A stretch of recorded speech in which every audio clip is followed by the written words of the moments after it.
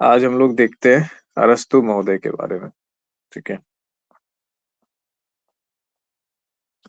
एक बार जो है ना, जब ये एक सब टॉपिक खत्म हो जाएगा तो उसका एक दिन हम लोग जो है क्विक रिवीजन भी कर लेंगे ताकि सारे को जोड़ भी सके। सर ये जो भेजे हैं, जो बोले कि सब जगह सेंड करना है, शेयर करना है, तो क्या है? पूरा हम पढ़े नहीं है, बताइए। आंसर की है यूजीसी नेट का। मतलब हम इसीलिए बोले यूजीसी नेट का आंसर की क्या होता है ना, ऑफिशियली पीडीएफ जारी नहीं करता है। तो हम लॉग इन करके उसके चैलेंज विंडो में से जो है उसके जो टेबल होता है उसका डेटा निकाल करके एक प्रॉपर एक्सेल फाइल में डाल करके बना देते हैं आंसर की। तो वो स्टूडेंट सबको दे देते हैं। तो इस बार बनाए तो थोड़ा हम सोचे कि इसमें और चीजें ऐड कर दी जाए, तो ऐसे ही बना करके हम किए। इसीलिए बोले कि जो भी बच्चे साइकोलॉजी का यूसी नेट का एग्जाम दिए होंगे उनके लिए हेल्पफुल होगा। कोई मिला है कि नहीं उसमें बैठ के अपना रिस्पॉन्स? क्या कैसा मिलाए थे क्या? सर हम तो नहीं दिए थे इस बार। अच्छा हाँ, क्या कैसा दिए थे? कौन दिया था इसमें ग्रुप में? एक निकिता दी थी, मनीषा दी थी। मनीषा आपका क्या हुआ, मिलाए थे? नहीं मिला था। हम देखिएगा मिला करके ना पिछले साल का कट ऑफ वगैरह का उसमें भी वो सब है कि वो सब भी देख देख करके अपने कैटेगरी के हिसाब से आपको आइडिया लग जाएगी कितना स्कोर का गैप है। तो कितना स्कोर का गैप है मतलब आपके गोल में और आपके परफॉर्मेंस में, तो उस हिसाब से आपको तैयारी का लग जाएगा आपको कितना ज्यादा और पढ़ना होगा। ठीक है। जैसे हम व्हाट्सएप पे भेजे ना, पर इसमें होगा आंसर की वाला काम करेंगे हम।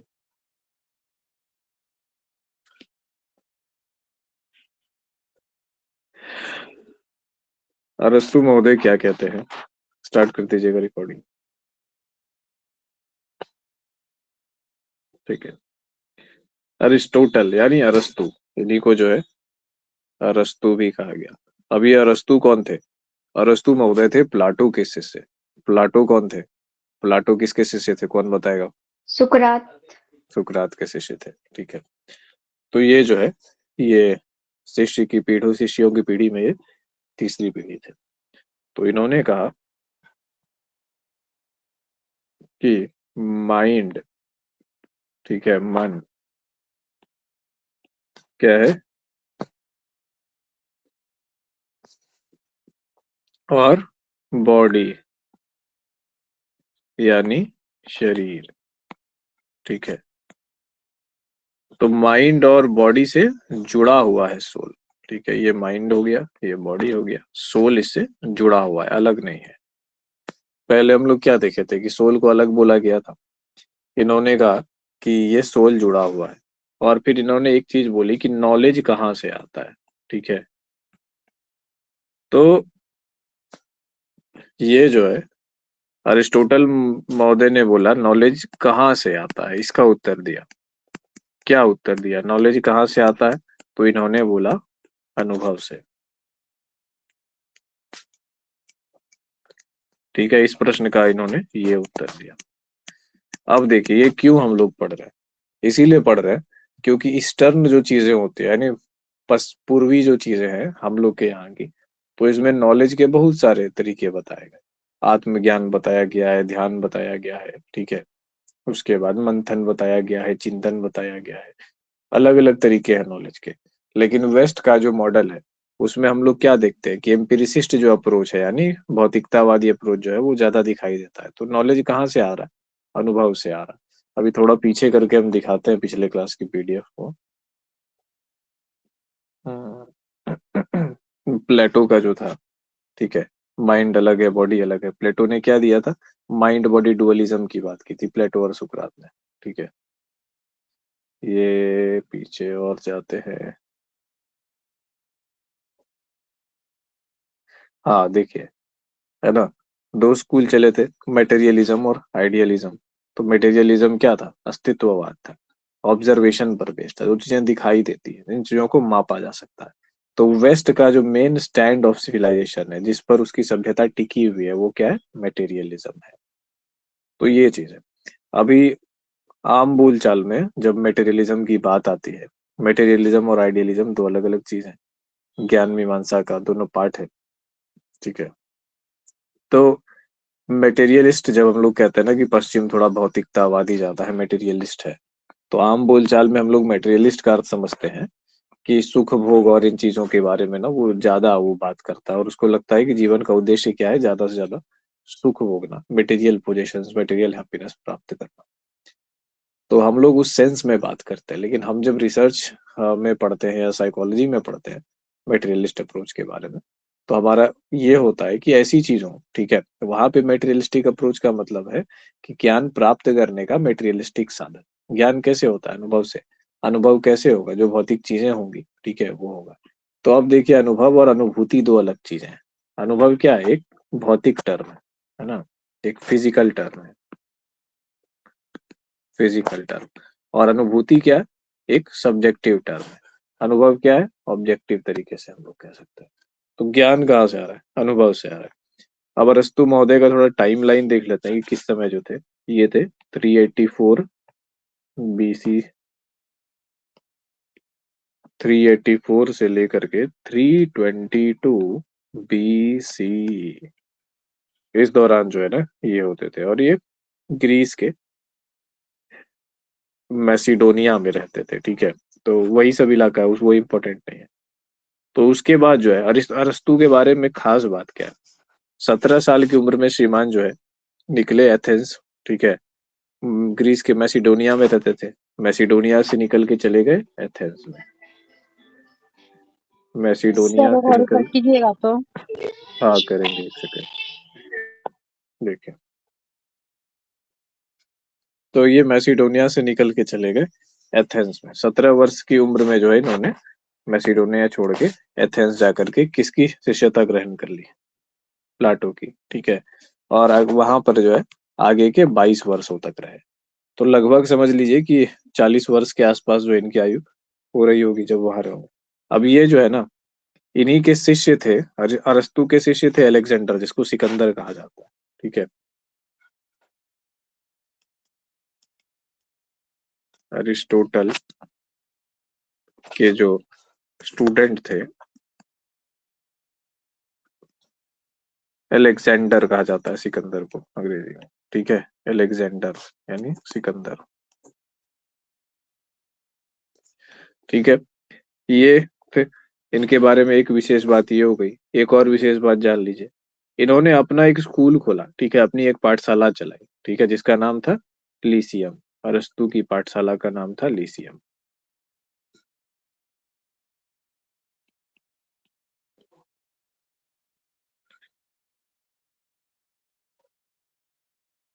लीसियम, ठीक है।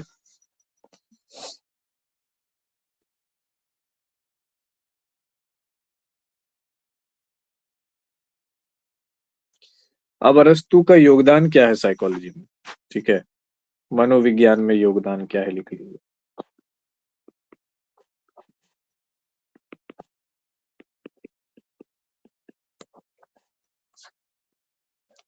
मनोविज्ञान में योगदान ये है कि प्लेटो ने क्या बोला था, माइंड और ब्रेन डुअलिज्म, की माइंड अलग चीज है, ब्रेन अलग चीज है, ठीक है। और इन्होंने क्या बोला था कि प्लेटो का एलेगरी ऑफ केव है। प्लेटो का एलेगरी ऑफ केव क्या कहता है? प्लेटो का एलेगरी ऑफ केव ये कहता है कि जो आपने मन में धारणाएं बना ली है, मानसिक प्रारूप जो बना लिए हैं, वो क्या करता है, हमें रियलिटी को देखने में मुश्किल करता है। जैसे उस डाकू वाली गुफाओं में जो कहानी थी, उसमें तो यही चीज थी ना, कि ये लोग डाकू लोग जितने थे, ये लोग क्या होते हैं कि गुफा से बाहर की रियलिटी को देख ही नहीं सकते है ना, उसको यकीन नहीं कर सकते, उसको मान नहीं सकते, क्योंकि उनकी मेंटेलिटी जो है शेप हो गई है किस वे, एक सर्टेन वे में, अंधकार में गुफा में रहने के लिए, ठीक है, इग्नोरेंस के लिए उनकी मेंटेलिटी सेट हो गई है। तो प्लेटो का ये तर्क था। लेकिन अरस्तु का तर्क जो है ना प्लेटो से विपरीत है, ठीक है। ये क्या करते हैं, प्लेटो की एलिगरी ऑफ केव, गुफा की कहानी, ठीक है, केव,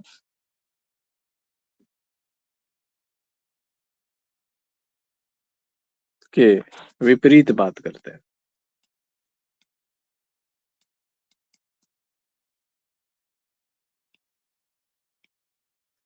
ठीक है।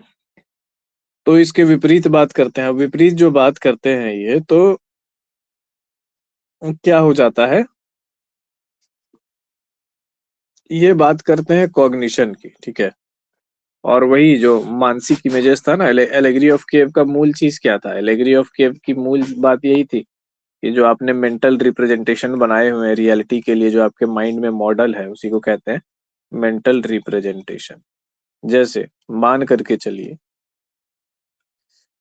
कोई किसी पुरुष ने अपने आसपास जितनी भी स्त्री और महिलाएं देखी, सबको जो है ना विचित्र देखा, मतलब किसी एक को भी भरोसेमंद नहीं पाया। उसने देखा कि महिलाओं के लिए झूठ बोलना आम बात है, ठीक है, मैनिपुलेट करना आम बात है, और जिस भी महिला से दोस्ती की उसने वहां धोखा ही पाया। तो उसके माइंड में महिलाओं के प्रति एक मेंटल रिप्रेजेंटेशन क्या हो जाएगा कि जो है ना सारी महिलाएं जो होती है ना मैनिपुलेटिव होती है और धोखेबाज होती है, महिलाओं का भरोसा कतई नहीं किया जा सकता है। तो ये उसको मेंटल रिप्रेजेंटेशन बन गया। तो ये क्या करेगा अब इसको, ये उसको किसी भी रियलिटी को देखने में दिक्कत करेगा। अब आगे वो किसी भी महिला से संपर्क करेगा, कुछ भी करेगा, तो उसको शक की नजर से देखेगा। उससे क्या करेगा, बातचीत मतलब जो है ना, उससे कोई भी बातचीत करने में बहुत सतर्क रहेगा और दिमाग लगाएगा कि कहीं ऐसा समझ के तो नहीं बोली, कहीं वैसा समझ के तो नहीं बोली। तो क्या होगा कि ऐसे पुरुषों का जो है महिलाओं के साथ संबंध कभी भी बहुत अच्छा और मधुर नहीं रहेगा, और अगर रहेगा भी तो फिर भी उसको भीतर से रहेगा कि यार ये लोग तो झूठ बोलना आम बात है। कई बार अगर पकड़ भी लिया झूठ बोलते हुए, तो क्या होगा कि उसका वो विश्वास और भी मजबूत हो जाएगा। अब झूठ बोलना एक ऐसा बिहेवियर है जो कि हम लोग के समाज में अनफॉर्चुनेटली बहुत आम हो गया है। लोग जरा जरा सी बात पे झूठ बोल देते हैं, छिपाव करते हैं ऐसे वैसे, ये सोच के झूठ बोल दिया, अरे बोल देंगे तो ऐसा हो जाएगा। लेकिन इससे कितना ज्यादा नुकसान कहाँ हो सकता है, इसका किसी को कोई आइडिया नहीं होता। लोग मतलब इसको पहले रिलीजन में झूठ बोलना को पाप में से एक बताया गया था, मतलब अपराध भी नहीं, पाप, सीवियर एक्सट्रीम वो चीजों में। पर झूठ बोलना कैसे सोशल रिलेशंस खराब कर सकता है, कैसे लोगों की बिलीफ खराब कर सकता है, इससे आज के लोग जो है, हम लोग के जनरेशन के लोग टोटली अनअवेयर हो गए। और झूठ बोलना एक नॉर्मल बिहेवियर और स्मार्टनेस का हिस्सा हो गया है, मतलब आराम से बिना गिल्ट के अब लोग झूठ बोलते हैं। तो ये जो मेंटल रिप्रेजेंटेशन जो है इस लड़के का था महिलाओं के प्रति, ये क्या कर रहा है, दिक्कतें क्रिएट कर रहा है उस व्यक्ति के जीवन में भी और सामाजिक जीवन में भी। अब इसी नॉलेज को वो क्या करेगा, इसी अनुभव को वो दूसरे को इम्पार्ट करेगा, चीजें और फैलेगी। वो भी वेरीफाई करेगा, वो भी पाएगा कि हाँ महिलाएं झूठ तो बोल रही है, धड़ल्ले से झूठ बोल रही है। दो चार लोगों से बात करेगा तो झूठ पकड़ा भी जाएगा, पता कर लेगा। तो इस तरीके से क्या होगा कि ये अवधारणा पूरे समाज में फैल जाएगी कि महिलाएं झूठ बोलती है। तो इससे क्या हो जाएगा, जब झूठ बोलने की अवधारणाएं फैल जाएगी समाज में, तो बोलेगा भाई भरोसा नहीं कर सकते, और जब भरोसा नहीं करेंगे तो क्या करेंगे, रगड़ देंगे पकड़ के, ये वाली मेंटेलिटी। ठीक है, तो सर ऐसा हो जाए। ये क्या लिखे सर? एलेग्री और एलेगरी ऑफ केव, ठीक है, गुफा। तो ये जो है ना मेंटल रिप्रेजेंटेशन क्या कर रहा है कि चीजों को देखने में वास्तविकता से उसको दूर कर रहा है, ठीक है। वो एक नजरिया बना दे रहा है, अब वो नजरिया वास्तविकता जैसी लग रही है उस व्यक्ति को भी और धीरे धीरे सबको लग रही है। लेकिन क्या था, उसने एक दिशा में मोड़ करके एक रियलिटी जैसे क्रिएट कर दी। लेकिन ये जो महोदय है ना, रिस्तु महोदय, ये उसके विपरीत जाते हैं। ये बोलते हैं ना, अब देखिए अभी जो हम आपको बताए ये स्टोरी, इसमें क्या लग रहा था, आप क्या, आपको अगर मान लीजिए कि वो लड़का ऐसा देख रहा है, तो क्या आपको नहीं लगता कि इसमें कुछ सच्चाई तो जरूर है, कुछ रियलिटी तो जरूर है ना। मतलब कोई जेंडर बायस के बेसिस पे हम नहीं बोल रहे हैं कि आप लोग हर्ट हो जाइएगा, बस इस बेसिस पे कह रहे हैं कि उसने जो रियलिटी का मॉडल देखा, चार लोगों को बोला, उसने फिर किसी और को इम्पार्ट किया, उसने भी सेम चीज पकड़ी कि हाँ भाई झूठ तो बोल देती है, और उसने भी एक आध जगह पकड़ा। अब हर व्यक्ति किसी न किसी को कभी न कभी दो चार बार झूठ बोलते तो पकड़ ही लेता है। तो इससे क्या होगा, ये मेंटल रिप्रेजेंटेशन और मजबूत हो जाता है। तो क्या एक रियलिटी क्रिएट नहीं हो रही है, और क्या वो रियलिटी झूठ है, नहीं झूठ नहीं है। यही तो बात है कि एक चीज जो भ्रम के रूप में शुरू हुई वो सत्य है, सत्य भी है, उसकी ट्रूथ वैल्यू भी है। और क्या हुआ कि जो इनिशियली ट्रूथ वैल्यू उसकी नहीं होनी चाहिए थी, प्लेटो ने यही तो कहा कि रैशनल माइंड से देखो, है ना, चीजों को वैसे करके देखो। अब अगर उस व्यक्ति का ये मेंटल रिप्रेजेंटेशन नहीं रहता, मान लीजिए, ठीक है, इसको कहते हैं प्राइमिंग, की पहले से ही जो है ना माइंड में ये इन्फॉर्मेशन आ गया, तो उसी के आधार पे वो चीजों को देख रहा है। जैसे आपको किसी व्यक्ति के बारे में मिलने से पहले ही बहुत बुरा बुरा बता दिया जाए, बहुत शिकायत उसका कर दिया जाए, तो कभी भी आप उससे पॉजिटिव व्यू पॉइंट से नहीं मिलेंगे, उसकी कोई भी बात आपको पॉजिटिव वे में नहीं लगेगी, ठीक है। बहुत ज्यादा उसके प्रति आपने बुरा या कान भर सुन लिया, किसी ने भर दिया, तो ये सब चीजें क्या होती है, मेंटल रिप्रेजेंटेशन पहले ही तैयार हो गया। तो जब पहले ही तैयार हो गया तो कई बार ये फायदेमंद भी होता है, कई बार नुकसानदेह भी होता है। तो एक तरफ हमने देखा कि मेंटल रिप्रेजेंटेशन क्या कर रहा है, इसके दो चीजें हो गई। एक तरफ ये बाधा कर रहा है, दिक्कत कर रहा है, ठीक है, रियलिटी से दूर ले जा रहा है, ठीक है, रियलिटी से दूर ले जा रहा है। लेकिन दूसरी तरफ क्या कर रहा है, रियलिटी के नजदीक भी ले जा रहा है। यही है फिलॉसफी, समझिए, नजदीक भी ले जा रहा है। किसी व्यक्ति के बारे में, ठीक है, मान लीजिए कि आपको जो है कोई पुरुष बहुत पसंद आ गया, ठीक है, और आप एकदम पूरा उस पे दिलहार बैठी कि नहीं भाई मेरा वाला तो यही है। अब क्या हो गया कि आपकी जो 4-5 सखियां हैं, उन सखियों ने आपको वार्न किया कि देखो बहन, ये जो है ना, ये बहुत ऊपर से भोला और अंदर से कोयला है ही, ठीक है, इसके चक्कर में मत पड़ो, ये बहुत कमीना टाइप का लड़का है। लेकिन आप तो सोच रहे हैं ऐसा हो ही नहीं सकता है, बिल्कुल नहीं हो सकता, एकदम ऐसा लगता ही नहीं है, हमको कभी लगा ही नहीं है ऐसा, ठीक है, आप एकदम पूरा फुल ऑन उसके साथ हो गए। तो उस टाइम पे आपको क्या लगा कि नहीं, मेरी दोस्त लोग भी तो इससे बात करती है, वो कंपटीशन कर रही है मेरे साथ, ठीक है, ये नहीं चाहती है कि ऐसे वैसे, चलो। तो फिर आप जो है टोटली जो है आपने लिफ्ट ले लिया उसके साथ। अब क्या हो गया, कुछ टाइम बाद जो है ना, आपको रियलाइज हुआ कि शायद मेरी सखियां सही थी, ये व्यक्ति वास्तव में ऊपर से भोला अंदर से कोयला है। तो रियलिटी के नजदीक क्या हो रहा है, मेंटल रिप्रेजेंटेशन जो आया बिना इंफॉर्मेशन के, वो क्या हो रहा है, आपको रियलिटी के कई बार नजदीक भी ले जाता है, लेकिन कई बार क्या होता है, रियलिटी से दूर भी ले जाता है। जैसे फॉर एग्जाम्पल, मान लीजिए कि जो किसी कर्म के लड़के होते हैं ना, मतलब जो, मतलब ऐसे लड़के जो बड़े होकर थोड़ा पुरुष या ऐसे हाई वैल्यू मैन में कन्वर्ट होंगे एक एज के बाद, तो उनमें क्या होता है, उनमें कुछ अलग विशेषताएं होती है।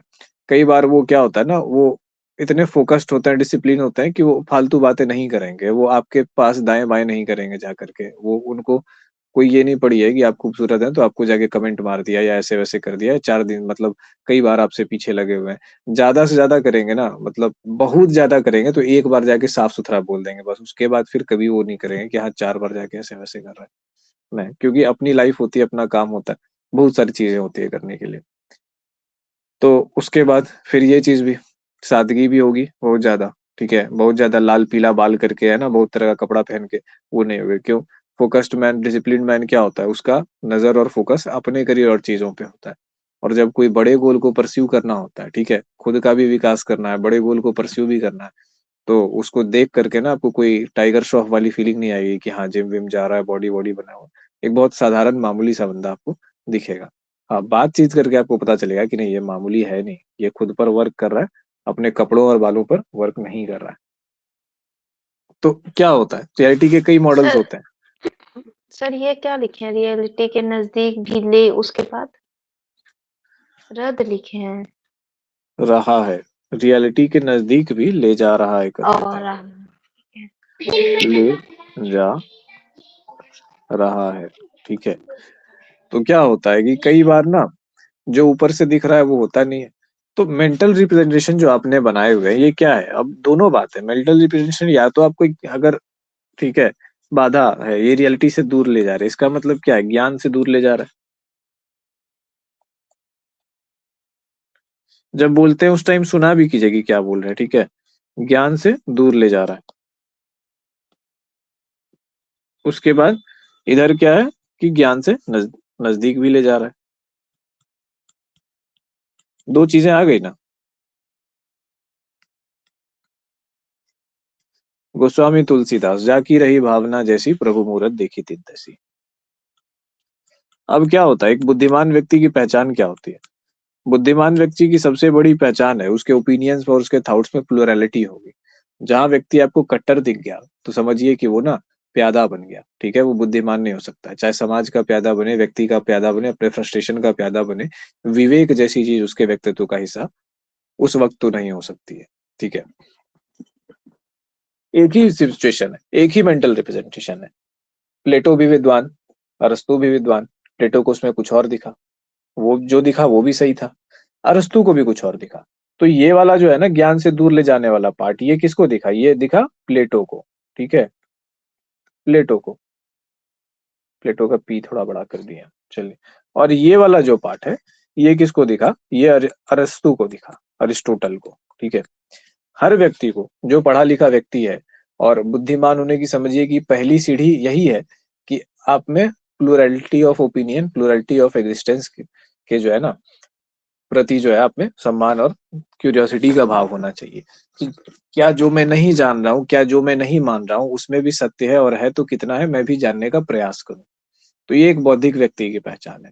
और जो अबौद्धिक व्यक्ति होगा वो जीवन भर क्या करता है कि बिलीफ्स बनाता रहता है, ठीक है। विश्वास है, मुझे विश्वास है, मैं उस पर लड़ जाऊंगा, वो आर्ग्यूमेंट करता दिखेगा आपको हर जगह, ठीक है।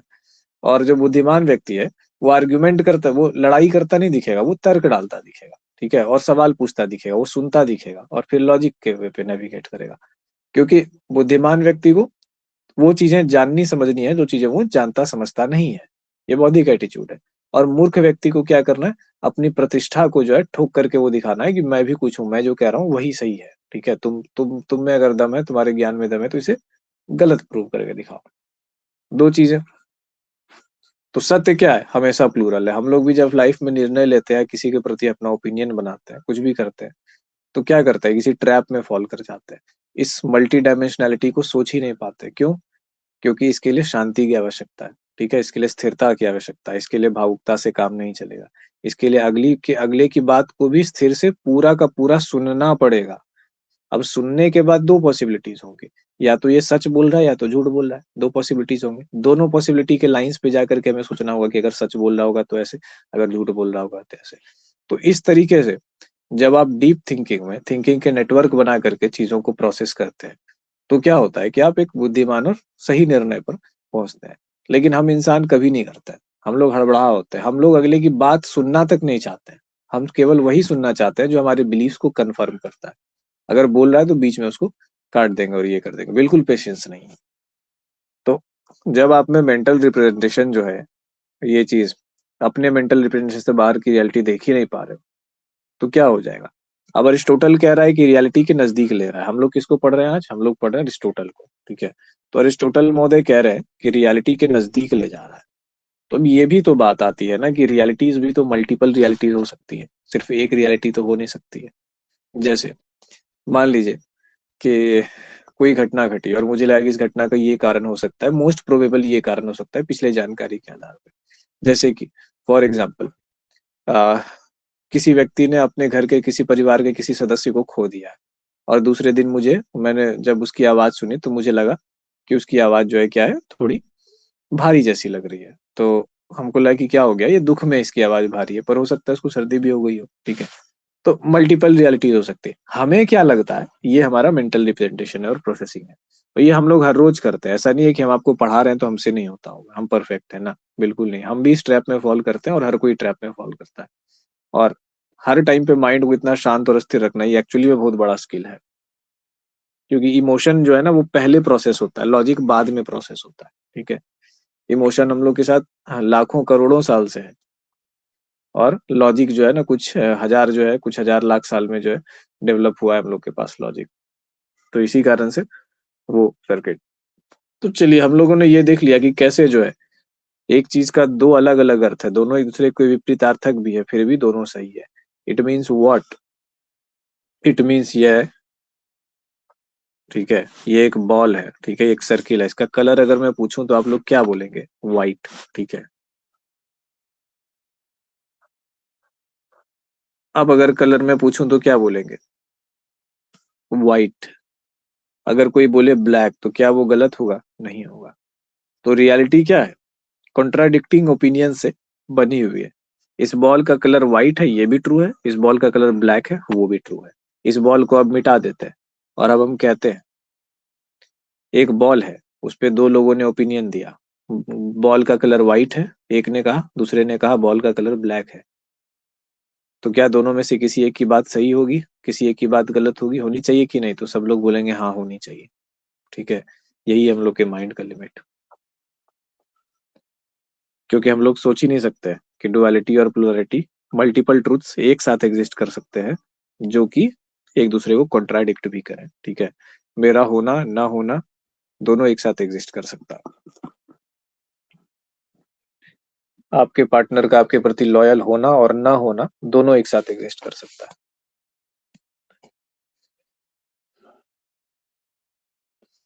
चलिए, तो यहाँ तक हमने देखा कि क्या इसका जो है ना पूरा का पूरा ये समझ लिया कि अरिस्टोटल का क्या व्यू पॉइंट था।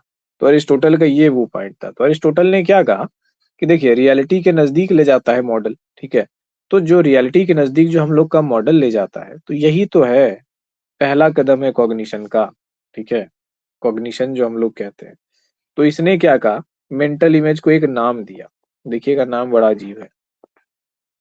मेंटल इमेजेस को एक नाम दिया, इसको कहा फैंटास्माटा, ठीक है। फैंटास्माटा। अब ये ग्रीक व्रीक वर्ड है कुछ, ठीक है। फैंटास्माटा, इसको जो है ना फैंटा से याद रखिएगा, ऑरेंज फैंटा। फैंटास्माटा, फैंटा की माँ, ठीक है। फैंटा की माँ, फैंटा की माँ कौन है, मिरिंडा? चलिए, हमको नहीं पता फैंटा से पहले कौन आया है। इतना पता है एक पेप्सिको का है और एक कोक कंपनी का है, दोनों का प्रोडक्ट है अलग अलग। तो ये क्या है, एक ही शब्द है फैंटास्माटा, अलग अलग नहीं है, ठीक है। तो इन्होंने बोला फैंटास्माटा होता है, ठीक है। अब फैंटास्माटा क्या होता है, मेंटल इमेजेस, यानी कि एक तरीके से ना ये कॉग्निशन की जगह पे इन्होंने फैंटास्माटा वर्ड का उस टाइम पे यूज किया था। तो ये जो है ना, इन्होंने कहा कि फर्स्ट, तो प्लेटो को हम लोग, सॉरी अरिस्टोटल को हम लोग क्या किस चीज का श्रेय देंगे, first theory of cognition. Cognition का पहला सिद्धांत इन्होंने प्रतिपादित किया था कि ये जो मेंटल इमेज है ना, यही तो हम लोग को वातावरण का ज्ञान कराता है। इसी के थ्रू तो हम लोग वातावरण और चीजों को जानते हैं ना। तो फिर इसी के थ्रू तो ज्ञान प्राप्त होता है। तो कॉग्निशन का फर्स्ट स्टेप हो गया, ठीक है। इसके बाद ये यहीं पे नहीं रुके, इन्होंने ये बोला कि अगर मान लीजिए कि आपके माइंड में किसी चीज के प्रति कोई नॉलेज ही ना हो, किसी चीज के प्रति कोई मेंटल रिप्रेजेंटेशन ही ना हो, तो आप सोचेंगे कैसे। मेमोरी, ठीक है। मेमोरी जो होती है, इन्होंने, इनका जो तर्क नंबर 1 था, बोला कि मेमोरी तो पॉसिबल ही नहीं है बिना फैंटास्माटा के। मेमोरी संभव नहीं है बिना फैंटास्माटा के, बिना, या इसको कॉन्सेप्ट कह देते हैं हम लोग, ठीक है, बिना कंसेप्ट के।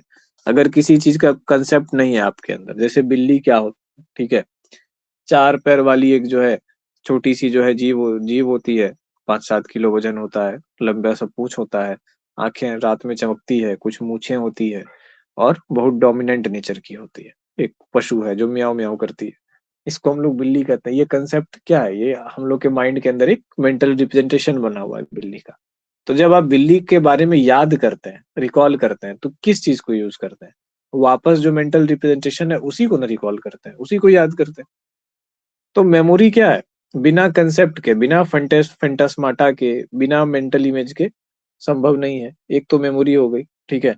और दूसरा थिंकिंग भी संभव नहीं है। अगर आप बिल्ली के बारे में सोच रहे हैं कि बिल्ली जंप करेगी, तो उसके पीछे क्या कंसेप्ट है, ये कॉग्निशन है ना, ठीक है। थिंकिंग भी संभव नहीं है। तो देखिए कैसे कॉग्निटिव साइकोलॉजी का थिंकिंग संभव नहीं है बिना मेंटल इमेज के, मेंटल इमेज के। तो ये क्या होता है कि मेमोरी संभव नहीं है बिना कंसेप्ट के, और थिंकिंग भी संभव नहीं है बिना मेंटल इमेज के। अब मेमोरी और थिंकिंग क्या है कि कॉग्निशन से तो ऊपर लेवल का फंक्शन है। पहला स्तर क्या होता है, जो नॉलेज रजिस्टर करता है हम लोग का ब्रेन, कॉग्निशन ही होता है ना, परसेप्शन, कॉग्निशन, ये सब चीजें जो होती है। तो फर्स्ट थ्योरी ऑफ कॉग्निशन जो है यहीं से आया, और कॉग्निटिव साइकोलॉजी की शुरुआत समझ लेते हैं यहाँ से। सर नहीं के बाद क्या लिखे हैं? क्या बोल रहे हैं? नहीं के बाद क्या लिखे, संभव मेमोरी संभव नहीं बिना बिना कंसेप्ट के, कॉन्सेप्ट के है। ठीक है, विथ ये चीज है। अब जो है हम लोग करते हैं, आगे बढ़ते हैं और देखते हैं।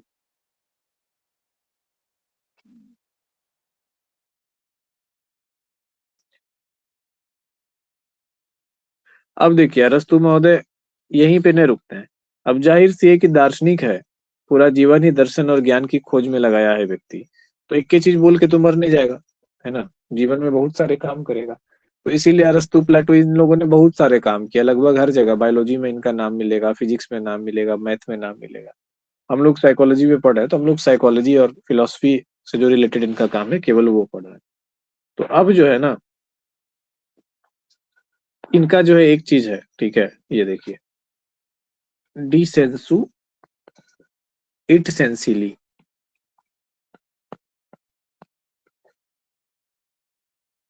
इन्होंने बोला डी सेंसु इट सेंसिली, मतलब ये सेंस एंड सेंसिबल। इन्होंने बात की सेंस क्या होता है और सेंसिबल चीज क्या होती है, ठीक है। ये सब सर अरस्तु बोल रहे हैं, मेंटल हाँ इमेजिनेशन।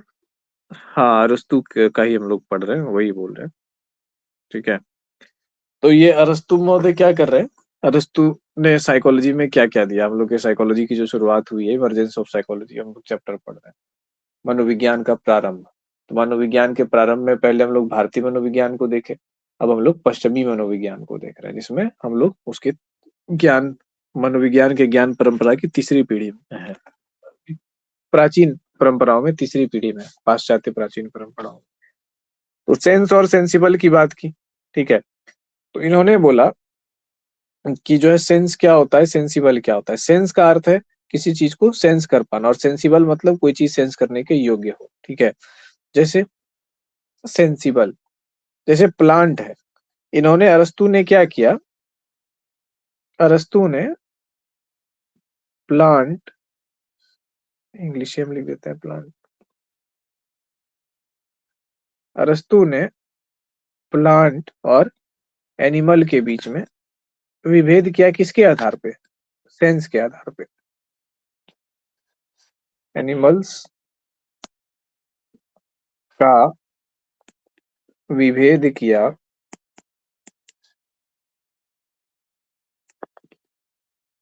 इस आधार पर, ठीक है।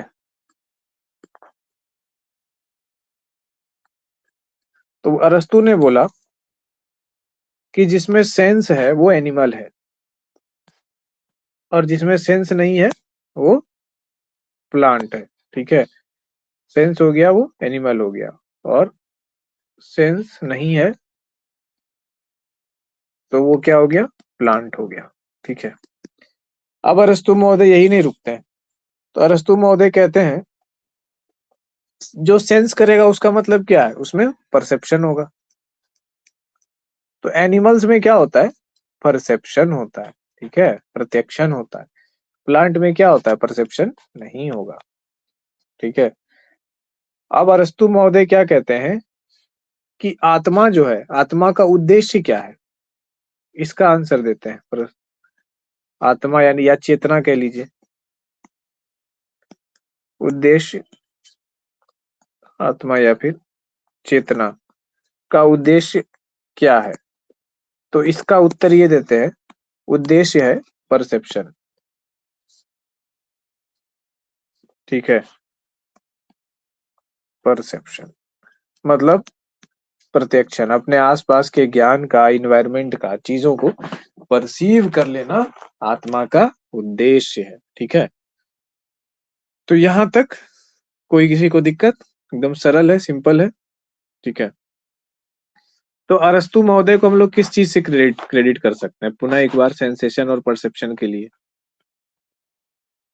सोचे होंगे हम लोग कि इतना पुराना टर्म है ये सब, सेंसेशन और परसेप्शन, कि बिफोर क्राइस्ट तक जाएगा, ईसा मसीह के भी पहले, जिस टाइम वर्ल्ड के दो बड़े रिलीजन्स कल्पना भी नहीं कर सकते थे, उनके जो है 300, 350, 400 साल पहले की कहानी है ये सब।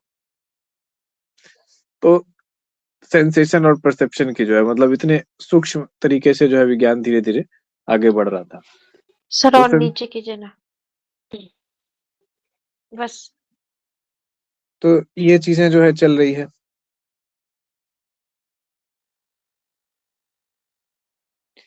अब अरिस्टोटल का जो है ना, सेंसेशन और परसेप्शन की थ्योरी को दो पार्ट में भाग भाग करते हैं। इसको आप लोग लिख लीजिए, ठीक है, दो पार्ट में ऐसे करके। तो एक होता है स्पेशल सेंसिबल, स्पेशल सेंसिबल, और एक होता है जनरल सेंसिबल या कॉमन सेंसिबल। कॉमन सेंसिबल ही करते हैं इसको।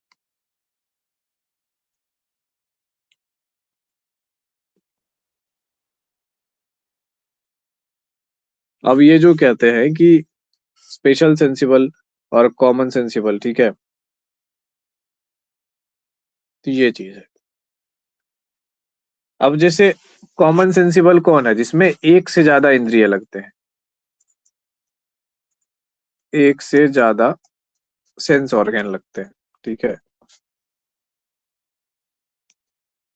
ठीक है। यानी जब 5 सेंस ऑर्गन कोऑर्डिनेट करते हैं, 5 सेंस ऑर्गन कोऑर्डिनेट करते हैं, अर्थात एग्जाम्पल में जैसे हम लोग देख सकते हैं मोशन, मूवमेंट, बॉडी को मूवमेंट करते हैं तो क्या होता है? माइंड भी काम कर रहा है, हाथ पैर भी काम कर रहा है, आंख भी काम कर रहा है, कान भी काम कर रहा है, सब चीज काम कर रहा है। सोचिए कि अगर आपको एक ऐसे जगह पे डाल दिया जाए जहाँ पे ग्राउंड नहीं है, स्पेस जैसी जगह पे, तो स्पेस में मूवमेंट करना कितना मुश्किल होता है। ना साउंड होता है, ठीक है, ना प्रेशर का ये कुछ फीलिंग होता है, कुछ एकदम ब्लैंक है, कुछ है ही नहीं। तो वहां पे बॉडी क्या होती है? कंफ्यूज कर जाती है, कैसे मूवमेंट करेंगे, समझ में ही नहीं आता। तो पहले एस्ट्रोनॉट्स को जमीन पे जो है ना वैसे जगह पे ट्रेन किया जाता है, लो ग्रेविटी वाला एक जगह बना करके उनको ट्रेन किया जाता है वैसे में मूवमेंट के लिए, तब जाके वो स्पेस में रह पाते हैं। उसके बाद सर स्पेशल सेंसिटिव, लिखना क्या नहीं बोली? होगा सर, लिखना भी तो होगा ना इसमें, जैसे कि हम लोग लिख रहे हैं तो सुन भी रहे हैं तो यूज हो रहा है ना कान का, और लिख रहे हैं तो फिर आंख से देख के लिख रहे हैं। हाँ, लिखना भी होगा, राइटिंग भी होगा। और स्पेशल सेंसिबल में क्या है? जिसमें सिर्फ एक सेंस ऑर्गन यूज होगा, जैसे वॉचिंग,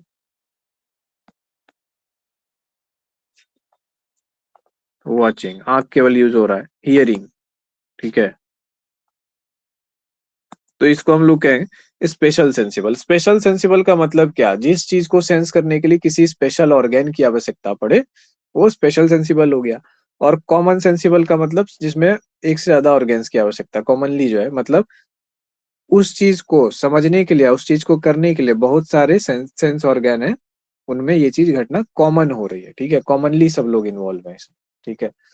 तो कॉमनली जिसमें ज्यादा इन्वॉल्व होंगे तो वो क्या हो गया? कॉमन सेंसिबल हो गया, ठीक है।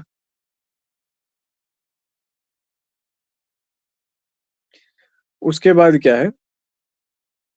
अब जैसे कॉमन सेंसिबल है, अब ये जो सेंस है ना, सेंसेशन के द्वारा हम लोग क्या करते हैं? परसेप्शन तक पहुंचते हैं। मान लीजिए कि एक एप्पल था, ठीक है, ये एप्पल क्या है? एप्पल एक कंसेप्ट है या मेंटल इमेज कह लीजिए। एप्पल का परसेप्शन आप कैसे करेंगे? सेंसेशन के माध्यम से। आप एप्पल को हाथ में लेंगे, ठीक है, उसको दबा के देखेंगे, फिर उसको खा के देखेंगे, जीभ से उसका स्वाद पता चलेगा, ठीक है, उसको सूंघ के देखेंगे, आंखों से उसका आकार देखेंगे। तो ये जो हो गया कॉमन सेंसिबल चीज, कि बहुत तरीके से सारे ऑर्गन का यूज करके आपने उसको देख समझ लिया और फिर आपने उसको एक डेफिनेशन दी एप्पल। अब उसमें एक भी चीज अगर कम हो जाएगा तो वो क्या होगा? एप्पल नहीं होगा। जैसे मिट्टी वाला सब नहीं मिलता है क्या क्या, एप्पल उप्पल फ्रूट वगैरह सब टांगने के लिए, डेकोरेशन के लिए, एकदम लगता है रियल जैसा, तब उसको देखते हैं हम लोग, तो क्या हम लोग का माइंड उसको एप्पल के रूप में एक्सेप्ट करता है? नहीं, बोलता है ये एप्पल का कॉपी है, ये मिट्टी का एप्पल है। क्यों? क्योंकि उसमें एक चीज कम हो रही है, एक ऑर्गन। जो हम उसको दबा के देखते हैं वो इन्फॉर्मेशन नहीं है, जो उसको खा करके देख रहे हैं वो इन्फॉर्मेशन नहीं है। इन्फॉर्मेशन क्या है? विजुअल इन्फॉर्मेशन है, कि विजुअली देख करके आंख से वैसा ही लग रहा है। तो क्या क्या हमारा माइंड इस बात को स्वीकार करेगा कि वो एप्पल है? नहीं करेगा। तो हम लोग क्या कर रहे हैं कि परसेप्शन तक पहुंचते हैं सेंसेशन के माध्यम से, ठीक है। तो हम लोग परसीव किए किसी चीज को एज एप्पल, जिस चीज को परसीव किए, ठीक है, एप्पल यूजिंग आवर सेंसेस, ठीक है। तो इससे क्या बन गया? एप्पल का एक परसेप्शन बन गया कि ये चीज एप्पल होती है, एप्पल का परसेप्शन। यानी हम समझ गए कि ये इस चीज को हम लोग एप्पल कहते हैं, ये एप्पल हो गया। क्लियर? अब हम लोग क्या करेंगे? ये परसेप्शन क्या बनाएगा? ये परसेप्शन बनाएगा एक मेंटल इमेज या एक मेमोरी क्रिएट करेगा। मेमोरी में कहीं पे जाकर के ये रहेगा, मेमोरी में जाके रहेगा। अब इसको हम लोग क्या कर सकते हैं? इस इंफॉर्मेशन को हम लोग यूज कर सकते हैं। क्या चीज में यूज कर सकते हैं? रिकॉल करने में मेमोरी का, ठीक है, कि दोबारा जब सेब खा रहे हो तो पता हो कि हाथ से दबा करके देखे, दांत से काट के देखे, है ना, ऐसे नाखून गड़ा के देखे कि एप्पल ही है या फिर मिट्टी का कोई चीज है, ठीक है, तो एक रिकॉल है। या फिर केक को किसी ने बना के दे दिया एप्पल की शक्ल में, हाथ से उठाया और दबाया तो पूरा हाथ अंदर घुस गया, तो पता चला कि अरे ये एप्पल नहीं है, ये केक है। तो रिकॉल के फीचर में यूज होगा और थिंकिंग के फीचर में यूज होगा। तो पता चला ना कि ये जो एलेगरी ऑफ केव के विपरीत जो इन्होंने दर्शन दिया था, क्या दिया था, कि मेंटल इमेजरी कैसे हेल्प करती है हम लोग को दुनिया को देखने समझने। तो जैसे जैसे समय बढ़ता जा रहा है, क्या हो रहा है, आध्यात्मिकतावाद, स्पिरिचुअलिटी, फिलोसफी कम होते जा रही है और हम लोग मटेरियल चीजों की तरफ ज्यादा बढ़ रहे हैं। ये चीज आप महसूस कर पा रहे होंगे। तो इन्होंने क्या बोला, अरस्तु महोदय ने, कि सबसे बेसिक मूल जो सेंस है वो क्या है? टच है। इन्होंने उसको पहला सेंस बोला, ठीक है, मूल सेंस कह लीजिए। या फिर बच्चा जब माँ के गर्भ में होता है तो क्या पहचानता है? टच ही ना पहचानता है सबसे ज्यादा। उसी समय से वो माँ का टच जो है पहचान लिया होता है।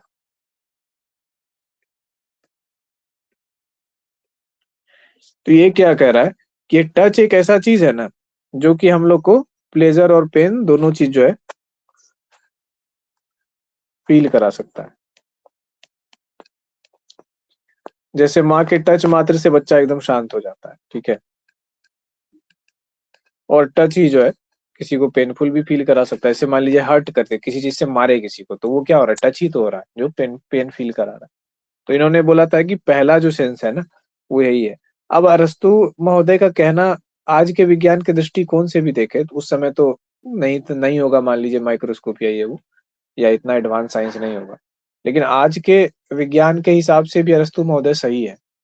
क्योंकि जब हम लोग सेल के रूप में होते हैं ना, सेल छोटे छोटे भ्रूण में होते हैं, एक कोशिका से फिर जो है एक ऊतक बनता है, ग्रुप ऑफ सेल्स बनता है वंश, तो सबसे पहले आपका नर्वस सिस्टम ही क्रिएट होता है, सबसे पहले नसें ही क्रिएट होती है किसी भी भ्रूण में। और नसें ही क्या कराती है? नसों के कारण जो है टच का सेंसेशन जो है वो डेवलप होता है।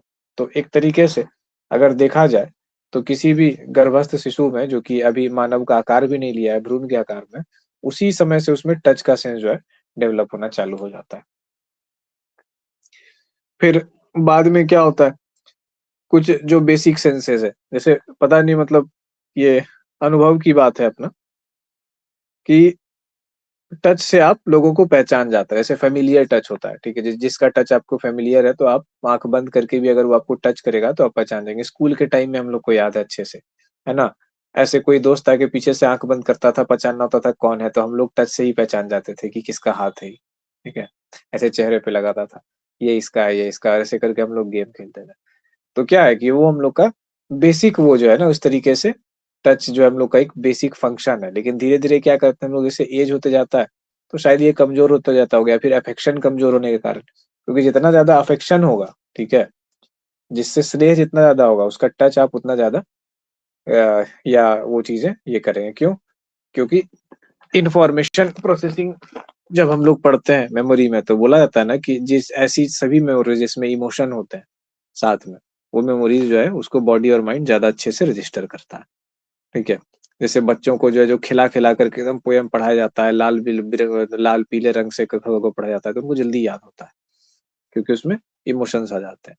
तो बस वही है, बचपन में और जो भी है जिनके साथ हमारा टच हुआ तो वो क्या हुआ, इमोशन फील हो गया। बड़े होके भी जिनके साथ वो होगा, इमोशनल टच होगा, तो उनका टच आपको फील हो जाएगा। हम तो मतलब यहाँ तक जो है हम देखे सुने और जाने समझे हैं कि स्मेल तक महसूस हो जाता है।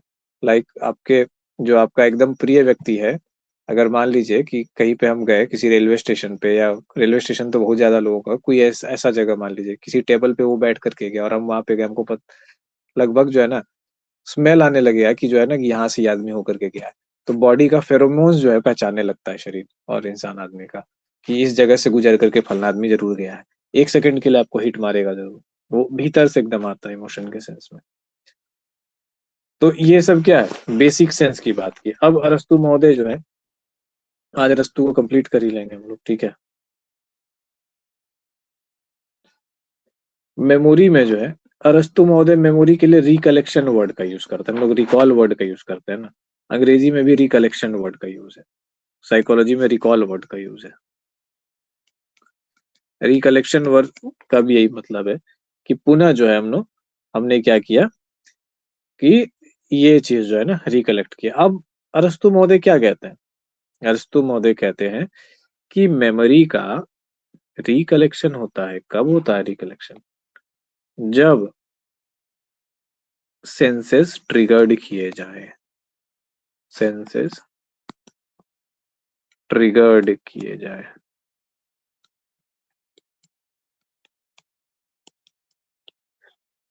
अब क्या हो गया, सेंसेस जब ट्रिगर्ड किए जाए तो एकदम जो है मेमोरी का रिकलेक्शन हो जाएगा और एकदम वैसा वैसा ही फील होगा।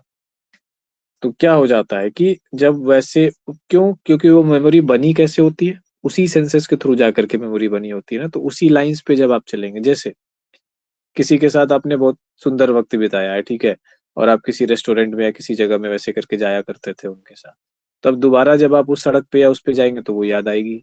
क्या होगा, वही सेंसेस ट्रिगर्ड हो रहे हैं, विजुअल वही स्टिमुलस मिल रहा है, तो वो क्या हो जाएगा, वहीं पे मेमोरी लेकर के जाएगा। और उसके बाद सबसे गजब की चीज होती है इंसानों के साथ ये चीज, इवन परफ्यूम। अब ऐसा देखा गया है कि जहाँ पे सेपरेशन एंजाइटी वाला ये सब हिसाब रहता है और ट्रॉमा रहता है, अनहील्ड ट्रॉमा अंदर रह जाता है।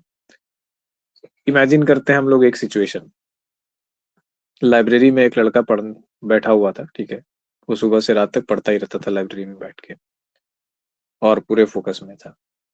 एक दिन क्या हुआ कि उसके एक दो सीट बाद वाले सीट पर कोई लड़की उठी और उठ के इधर जाने लगी, और फिर उस लड़के का ध्यान टूटा, वो निकल के चली गई और वो जो है ना चेयर से नीचे गिर गया, ठीक है, और पूरा जमीन पर लुटने लग गया, अपना हृदय पकड़ के, उसको पूरा दर्द आ रहा, उसको पैनिक अटैक आ गया, ठीक है।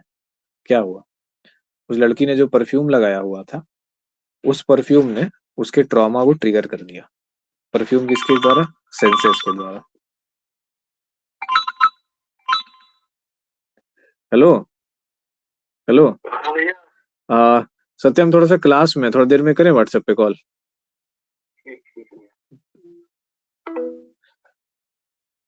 तो यहाँ पे क्या हुआ, जब सेंसर ट्रिगर, सेंसेस जो है ट्रिगर्ड कर दिए गए या ट्रिगर हो गए किसी भी इन्वायरमेंटल स्टिमुलस के कारण, तो वो उसको उस ट्रॉमा के जोन में लेकर के चले गए। अब वो ट्रॉमा उसके अंदर इतनी गहरी थी कि उसने उसको पैनिक अटैक ला दिया और वो जमीन पे गिर गया। कोई समझ नहीं पा रहा है क्या हुआ क्या हुआ, पूरा पसीना पसीना हो रहा है, ये हो रहा है, लोगों को लग रहा है हार्ट अटैक आ गया, क्योंकि पैनिक अटैक का जो है ना सिम्टम बहुत ज्यादा हार्ट अटैक से मिलता है। तो ऐसी चीजें हो गई। तो क्या होता है, मेमोरी कब रिकलेक्ट होती है? जब सेंसेस ट्रिगर्ड किए जाए, ठीक है। तो वही चीज है, अब वो जो ट्रॉमा हुआ, तो उस ट्रॉमा का अगर कुछ समाधान हो जाता, अगर प्रॉपर वे में अच्छे से हो जाता, तो फिर ऐसी चीजें नहीं होती। पर क्या होता है कि इंसान अपने अंदर ऐसे कई सारे ट्रॉमास जो है लिए घूमते हैं, और इसीलिए किसी के साथ कभी भी बुरी चीजें नहीं करनी चाहिए। जो भी करें आप रिस्पॉन्सिबल ढंग से किसी भी व्यक्ति के साथ करें, चाहे वो अपना हो, पराया हो, आपके लिए मायने रखे ना रखे, फिर भी इतना याद रहना चाहिए कि ह्यूमन है। Even even if I leave him, अगर मैं उससे अलग भी हो जाऊं तो भी उसका एक जीवन है। तो ऐसा किसी के साथ आप कभी ना करें, कोई भी नहीं करे। तो रिकलेक्शन की बात हो गई कि कैसे जो है रिकलेक्ट होता है।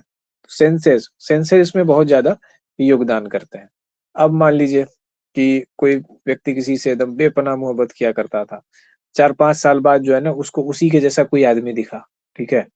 अब इसका माइंड कह रहा है कि ये वो बिल्कुल नहीं है, लेकिन क्या कह रहा है कि चेहरा एकदम रंग रूप उठना बैठना बिल्कुल वैसे ही लगता है। तो बार बार आंख उसकी तरफ जा रही है, माइंड कह रहा है कि वो नहीं है, आंख उसकी तरफ जा रही है। या किसी सेम नाम का व्यक्ति दिखा तो उसके बारे में अटेंशन उस पे जा रहा है कि अच्छा ये क्या करता है, उससे उसका रिकॉल हो रहा है कनेक्शन। तो ऐसे मेमोरी क्या करती है, काम करती है। यही बात इन्होंने कह दिया। अब ये बात हो गई खत्म, अब आगे चलते हैं इंटेलिजेंस पे।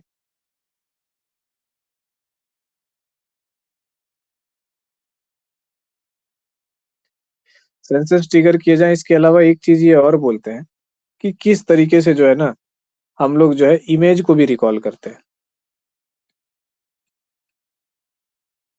इमेज को भी हम लोग रिकॉल करते हैं। ये क्या हो गया, पेन मोटा पतला होना बंद हो गया, एक ही स्ट्रोक का लिखा रहा है। मोटा ही खाली। चलो इमेज को हम लोग क्या करते हैं, साथ में रिकॉल करते हैं।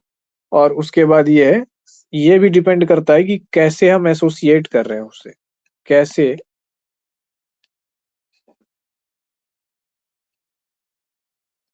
एसोसिएट करते हैं, इस पर भी डिपेंड करता है। इसका अर्थ क्या है? इसका अर्थ ये है कि अगर जैसे मान लीजिए कि दो व्यक्ति एक बहुत अच्छे रिलेशनशिप में थे, बहुत बढ़िया एकदम, मतलब क्या बोले, एकदम चांद तक एकदम चलने वाला हिसाब है। लेकिन क्या हुआ, कुछ चीजें ऐसी हो गई अंतिम समय में सेपरेशन के वक्त, ठीक है, झगड़ा झगड़ा लड़ाई हो गई, ठीक है, शिकवा शिकायत, ये चीजें हो गई इस तरीके से। तो इस तरीके से चीजें हो गई दोनों के बीच में कि जो प्यारी मेमोरीज थी उसकी जगह पेनफुल मेमोरीज ने ले ली, ठीक है। तो अब जो है, जब इमेज रिकॉल होता है तो क्या होता है, जब इमेज रिकॉल होता है तो क्या होता है कि पेनफुल मेमोरी जो ज्यादा रिसेंट है वो सामने आती है कि फलाने ने ऐसा कर दिया, फलाने ने वैसा कर दिया, उसने मुझे ये धमकी दी, उसने मुझे वो धमकी दी, उसने मेरे परिवार वालों को फोन करके परेशान कर दिया, ऐसे कर दिया, वैसे कर दिया, कितना खराब खराब हमको फीलिंग हुआ, ये हुआ हट। तो क्या हो गया कि आपका जो है सेंसेस ट्रिगर भी किए जाएंगे, तो आपका रिकॉल कैसे होगा, इस वे में होगा कि जो है ना कि बहुत बहुत ही बुरे तरीके से जो है, मतलब है बहुत, तो बहुत बुरा आदमी था, ऐसे वैसे था। तो फिर क्या हो जाएगा कि आपको उसका जो है उस ट्रॉमा, आपको उसके खोने का दुखी ऐसा वैसे आप जस्टिफाई कर देंगे, हाँ सच में बहुत घटिया आदमी था, और आप भूल जाएंगे कि उस व्यक्ति ने कई साल जो है आपको खूबसूरत वो वक्त दिया है, जो कि कुछ दिनों या एक आध महीने की लड़ाई में आपने उसको वो कर दिया। अब जो हरामी टाइप के लोग होते हैं ना, वो लोग यही करते हैं, वो किसी भी बहाने से अंतिम में जो है ना, किसी भी रिलेशनशिप के एंड या वैसे जोन में वो जान के इतना खराब करके जाएंगे कि वो जो है ना उन सारे फीलिंग्स पे उनका जो है वो क्लाउडेड हो जाए, और फिर जो है ना वो आराम से कहीं नई जगह नए व्यक्ति के साथ रह पाए। अब जो व्यक्ति बेचारे का दिल साफ सुथरा सीधा है, उसके मन में आएगा ही नहीं, तो वो मरते रहेगा जीवन भर। वो बोलेगा ऐसा कैसे कर सकता है कोई आदमी एक दो दिन के झगड़े के लिए। बट वो चीजें क्या होती है, क्योंकि इंसान कमीने होते हैं, तो ऐसी चीजें वो प्लांट करके जाते हैं जान के अपने लिए, ताकि उनको सुविधा हो जीवन में।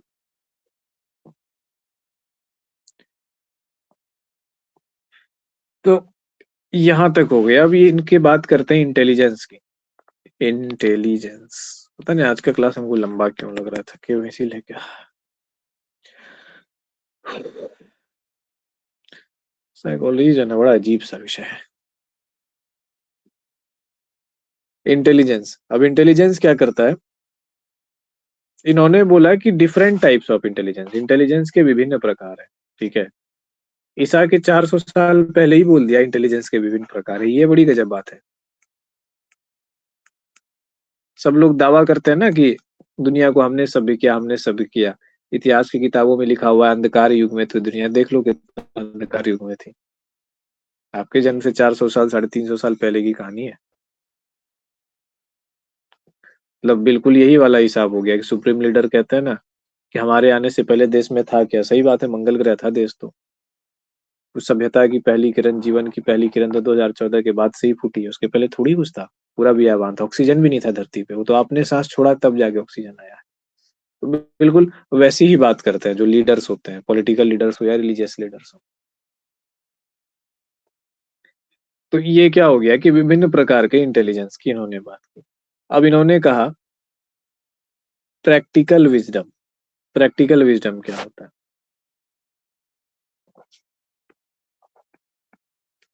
प्रैक्टिकल, प्रैक्टिकल विजडम, ठीक है। तो प्रैक्टिकल विजडम को उपयोग करने के क्या क्या तरीके हैं, मतलब क्रियात्मक बुद्धिमत्ता इसको कह लीजिए, उपयोग करने के तरीके, ये कह रहे हैं अरस्तु महोदय, ठीक है, हम नहीं कह रहे हैं। उनका जो कहा हुआ है कथन है वो सब हम लोग पढ़ रहे हैं, ताकि एग्जाम में आए तो वैसा का वैसा रिकॉल कर पाए।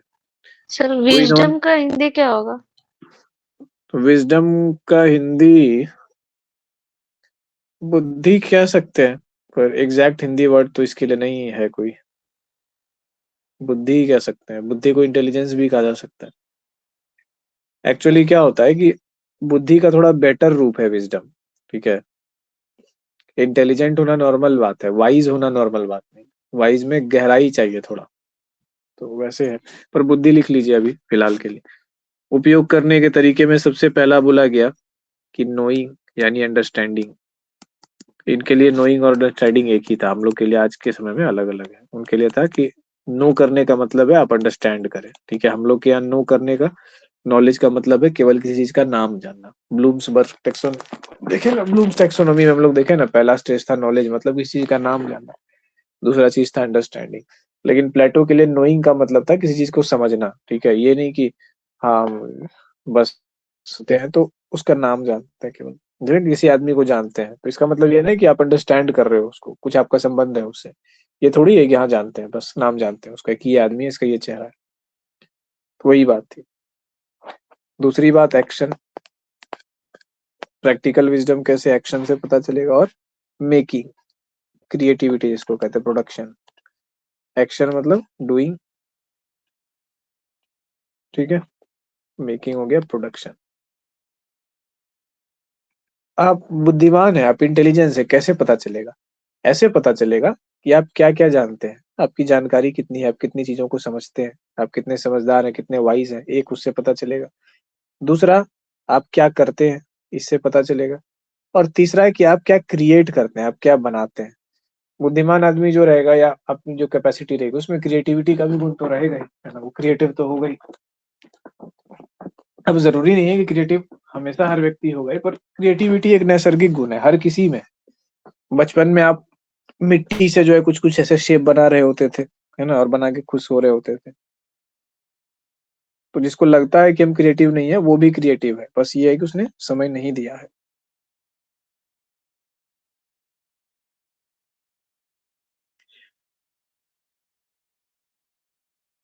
अब देखिए, मॉडर्न टाइम में जो है ना, मॉडर्न एक थ्योरी है जिसमें उसकी झलक मिलती है, अरिस्तु की झलक मिलती है। अरिस्तु के थ्योरी ने, इंटेलिजेंस की थ्योरी ने, मॉडर्न एक थ्योरी को ये चीज किया जो कहते हैं, किसकी थ्योरी थी? Robert Sternberg. 2003 में इन्होंने थ्योरी दिया था, ट्रायआर्किक थ्योरी ऑफ इंटेलिजेंस। ट्रायआर्किक, ट्राई मतलब तीन, ठीक है। थ्योरी ऑफ इंटेलिजेंस यानी बुद्धिमत्ता के तीन आधार, जो कि इसी से प्रेरित था, ऑलमोस्ट ऐसा ही था, ठीक है। तो थोड़ा सा हम लोग लेते हैं कि क्या है ट्रायआर्किक थ्योरी ऑफ इंटेलिजेंस, बहुत शॉर्ट में।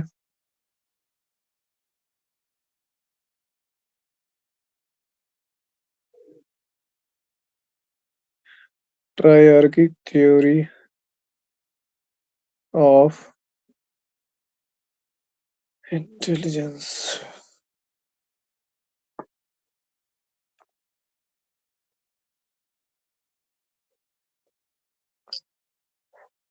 इसमें बोला कि इंटेलिजेंस तीन तरह के होते हैं, जिसमें पहला प्रकार है एनालिटिकल इंटेलिजेंस, वही नॉलेज, एनालिटिकल इंटेलिजेंस। ये क्या था? ये बस वही बात था, किसी चीज को समझना, इवेल्युएट करना, जज करना, कंपेयर करना, है ना। दूसरा जो था, दूसरा क्या था? क्रिएटिव इंटेलिजेंस, क्या प्रोड्यूस करते हैं, creative intelligence. Sir theory of intelligence के पहले क्या लिखे हैं? ट्रायआर्किक, TRIARCHIC। आर्किक का मीनिंग क्या होगा? त्रिविमीय कह सकते हैं, थ्री डायमेंशनल, इसको समझ लीजिए। आर्क का मतलब होता है, आर्क क्या होता है? जैसे दो खंभा है, ठीक है। इस दो खंभा के ऊपर एक ऐसे गोल जैसा, ऐसे ये पुराना बिल्डिंग में देखते होंगे, उसके बाद ऐसे ईटा वगैरह लगा होता है, तो इसी को आर्च कहते हैं, ठीक है। ट्रायआर्किक थ्योरी ऑफ इंटेलिजेंस का मतलब क्या है? एक दो तीन आर्च है। आर्च बहुत मजबूत होता है। आजकल जब लोग बिल्डिंग बनाते हैं ना इस तरीके से, ठीक है, चौकोर चौकोर दरवाजे वाला, और इस पे ऐसे ईटा वगैरह बिछा देते हैं, तो ये बहुत कमजोर होता है, ये स्ट्रक्चरल लोड इतना मजबूत नहीं होता है। लेकिन आर्च वाली जो बिल्डिंग्स होती है, देखिएगा पुराने समय का आज भी वैसे का वैसे है। ईटा के बीच का सीमेंट हिल जाएगा, लेकिन ये सेमी सर्कल आर्च टूटेगा नहीं। तो आर्च को आधार माना जाता था किसी बिल्डिंग में, किसी भी बिल्डिंग में ये आर्च को ही मेहराब भी कहते हैं, ये जो है ब्लैक कलर वाला, ठीक है, अर्धचंद्राकार, इसी को आर्च कहा जाता है। तो किसी भी बिल्डिंग का जो वजन होता था ना, आर्च पर टिका होता था। आर्च जितना सॉलिड होगा, जितना अच्छे से डिजाइन होगा, उसकी ज्योमेट्री जितनी अच्छी होगी, बिल्डिंग की स्टेबिलिटी, मजबूती और लॉन्जेविटी, कितने समय तक वो टिका रहेगा, वो बहुत ज्यादा इंपॉर्टेंट है। तो आर्च बना बना के आप उस पे हैवी हैवी लोड डाल सकते थे। पुराने महलों में भी देखिएगा, पत्थर के जो महल बनाए थे कितना बड़ा बड़ा ईंट सब होता है। मतलब वो ईंट क्या कहिए, ईंट तो होता ही नहीं है हम लोग की समझ से। तो जो ये रहेगा, क्या बोलते हैं, 20-20 इंच, यानी कि 2.5-2.5 फीट चौड़ा और भारी, 200-400 किलो वजनी एक ईंट जो रहेगा, और ऐसा ऐसा पूरा 2 मंजिला तक बना रहेगा, और उसका लोड क्या ले रहा है, ये आर्च ले रहा है। और अभी तक वैसे वैसे महल जो है हम लोग के हिंदुस्तान में, पुराने कितने समय जो है, इतिहास के पुराने समय से अभी तक आ रहे हैं। तो आर्च बहुत मजबूत चीज होती है। कहने का मतलब है, आर्च वो चीज है जिसपे पूरा का पूरा चीज टिका हुआ है, ठीक है। तो उसी से आया है शब्द ट्राई आर्की, ठीक है। तीन वो मूल चीज जिसपे पूरे की पूरे इंटेलिजेंस टिकी हुई है। कौन कौन? एनालिटिकल, क्रिएटिव और प्रैक्टिकल।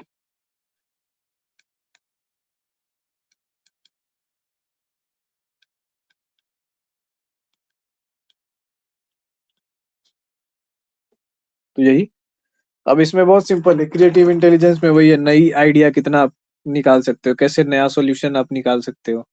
अब जैसे हम लोग के इसमें है ना, पीजी वाले क्लासरूम में जो पहला वाला क्लासरूम था, फर्स्ट वाला, तो उसका दरवाजा एक बार बंद हो जाए तो, अगर आपने भीतर से ऐसे बंद कर दिया तो कोई कुंडी वुंडी कुछ नहीं है उसमें खींच के खोलने के लिए।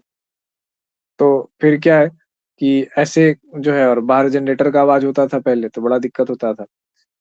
तो एक बार क्या हुआ कि ऐसे ही हम देख लिए कि गेट बंद होने में, मतलब ऐसे खोलने में दिक्कत आ रही है, और धकेलने में जोर से आवाज, या तो लात मार के एकदम खोलिएगा पूरा कस के, न्यूटन थर्ड लॉ उपयोग करके, तो बहुत बेहुदा लगेगा क्लास में। दीवार उवार पे ना कुछ झालर वालर सब कुछ ऐसे साटा हुआ था। तो हम दरवाजा बंद करने गए तो क्या है कि उस झालर को उखाड़ करके उसके पीछे कुंडी में ऐसे करके बांध दिया, और रस्सी को इधर निकाल दिया। अब किसी को दरवाजा खोलना होगा तो उस रस्सी को खींचेगा, दरवाजा खुल जाएगा।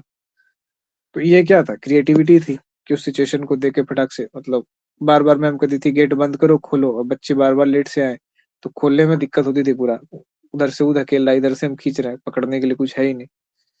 तो ऐसे जब किसी प्रॉब्लम का आप इनोवेटिव सॉल्यूशन करते हैं, तो वो क्या होता है कि इनोवेशन होता है, कुछ नयापन होता है। तो उसको क्रिएटिव इंटेलिजेंस हम लोग कह सकते हैं। Thinking outside of the box, है ना, बॉक्स के बाहर जाकर के सोच रहा है। और इन द बॉक्स आप रहेंगे तो आप क्या सोचेंगे, आप ये सोचेंगे कि नहीं, इसमें कुछ कुंडी होना चाहिए था, इसमें कुछ ठोकने वाला होना चाहिए था, किसी दिन लाके कोई कांटी या कुंडी ठोक देते हैं, उसको पकड़ के आदमी कर लेगा। तो ये क्या है, इन द बॉक्स थिंकिंग है। और out of the box thinking solution करते हैं। अब प्रैक्टिकल इंटेलिजेंस क्या होता है, इसको देख लीजिए। एनालिटिकल इंटेलिजेंस समझना आसान है, क्रिएटिव इंटेलिजेंस समझना आसान है। प्रैक्टिकल इंटेलिजेंस क्या होता है? प्रैक्टिकल का मतलब, जो जीवन जीने में जो चीजें चाहिए होती है, क्या करना होता है, अडेप्ट करना होता है सबसे पहले। जो वातावरण है उसके हिसाब से आपको अनुकूलित करना पड़ता है। फॉर एग्जाम्पल, जैसे मान लीजिए कि आप एक ऐसा लड़का है और एक ऐसा पुरुष है जो जीवन में कभी भी नशा को ना हाथ लगाया है और ना आगे लगाएगा। उसको ये पॉइंटलेस लगता है। उसको कोई कहता भी है कि नहीं भाई ट्राई करके तो देख कितना अच्छा लगता है, तो बोलते है क्यों ही ट्राई करना है हमको, मतलब अच्छा अच्छा तो लगने के लिए बहुत सारी चीजें हैं, और दुनिया में बहुत सारी ऐसी सुखमय चीजें हैं जो हम कभी नहीं ट्राई कर पाएंगे। स्पेस में घूमना ट्राई नहीं कर पाएंगे, फरारी में जो है चलाना ट्राई नहीं कर पाएंगे ना, जेट उड़ाना ट्राई नहीं कर पाएंगे। तो अगर इसको भी ट्राई नहीं किया तो क्या हो गया, ठीक है। नहीं नहीं पिएंगे दारू, क्या हो गया, मतलब क्या हमको जान के करना है कि दारू पी के कैसा लगता है और इससे क्या चेंज हो रहा है? I don't care. कभी इंटरेस्ट ही नहीं लगा हमको, कोई फोर्स भी किया तो ना, ठीक है, क्लासी भी नहीं लगता है। इवन दारू सिगरेट तो, अगर मतलब मान लीजिए कि उस लड़के की ये मेंटेलिटी कि उसको बचकाना लगता है, क्योंकि उसने क्या पढ़ा हुआ है, एक थंब स्टेज होता है ना बचपन में, उसमें भी कहा गया है कि जब बच्चा अंगूठा चूसता है, वो वाला स्टेज जो होता है, तो जिसके वहां पे फिक्सेशन हो जाता है, जिसका वो स्टेज सही से पार नहीं होता है, तो उसमें बाद में व्यसन की आदत लगती है, क्योंकि उसको मुंह के पास हाथ ले जाना अच्छा लगता है, ठीक है। तो सिगरेट पीना, पुड़िया खाना, ऐसे ऐसे हरकतें उसमें बड़ा होकर के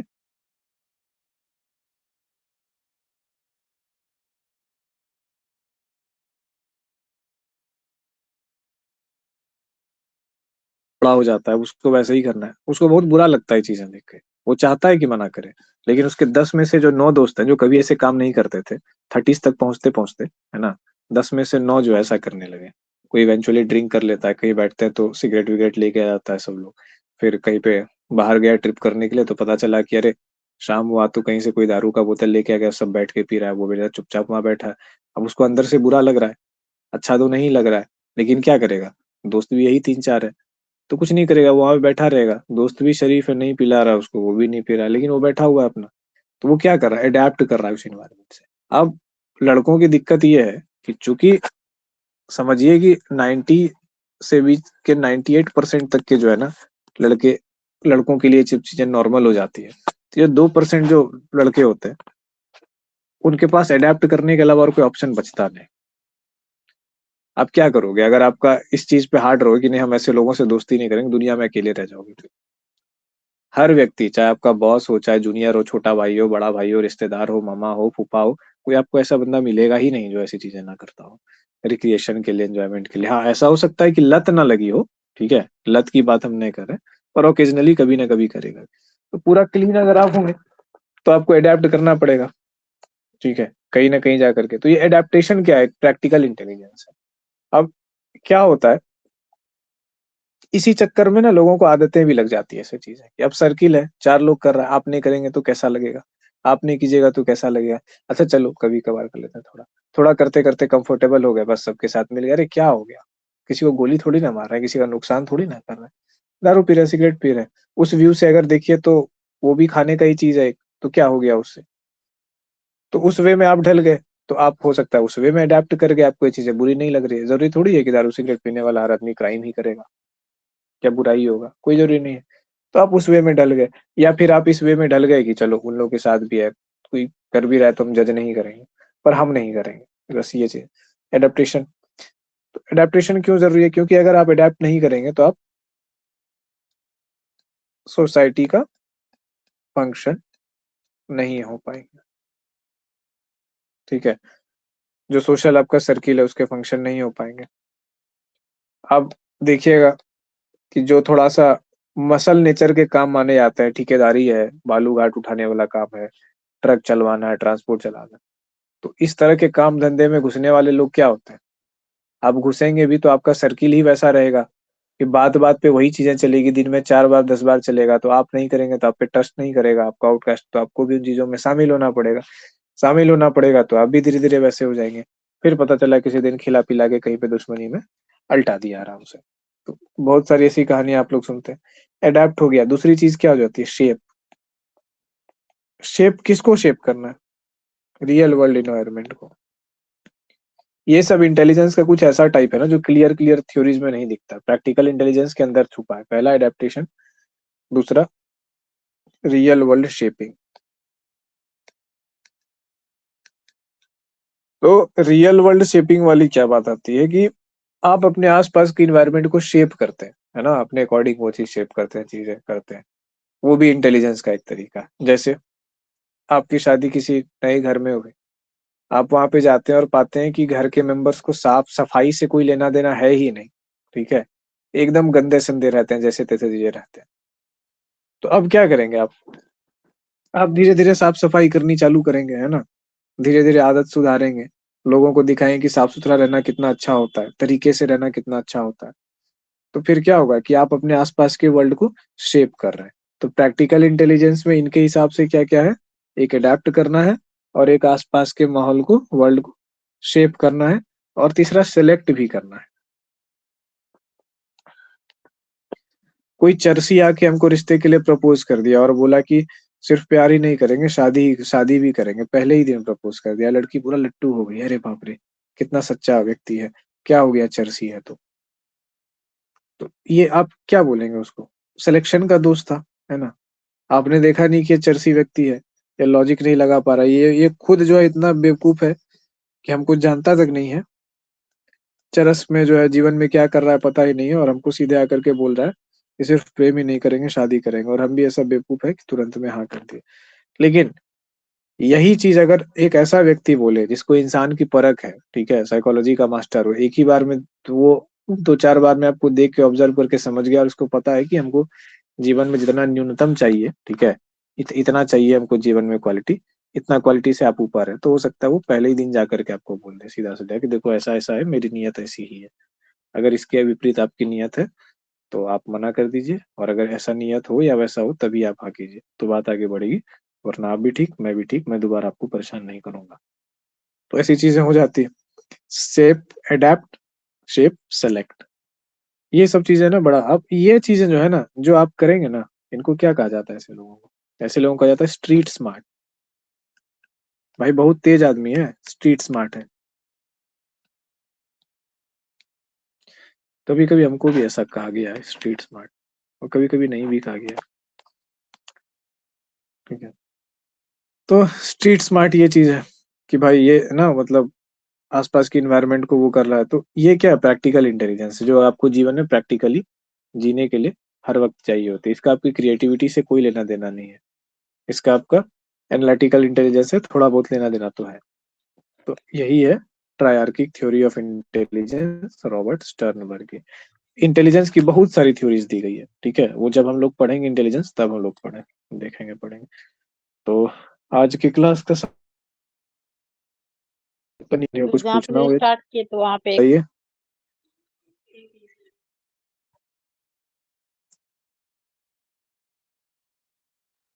कौन बताएगा डिसेंसु इटसेंसिली का मतलब? नहीं पता। वो सेंस ऑर्गन जो काम करता है। सेंस एंड सेंसिबल, ठीक है, यही बताया था अरस्तु महोदय। डिसेंसु और क्या बोले? डिसेंसु एट सेंसिली, ये इसमें बोर्ड में हम लिखवाए थे, आप नोट नहीं किए थे? दिखा देते हैं। अरस्तु की पाठशाला का नाम क्या था? लिसियम।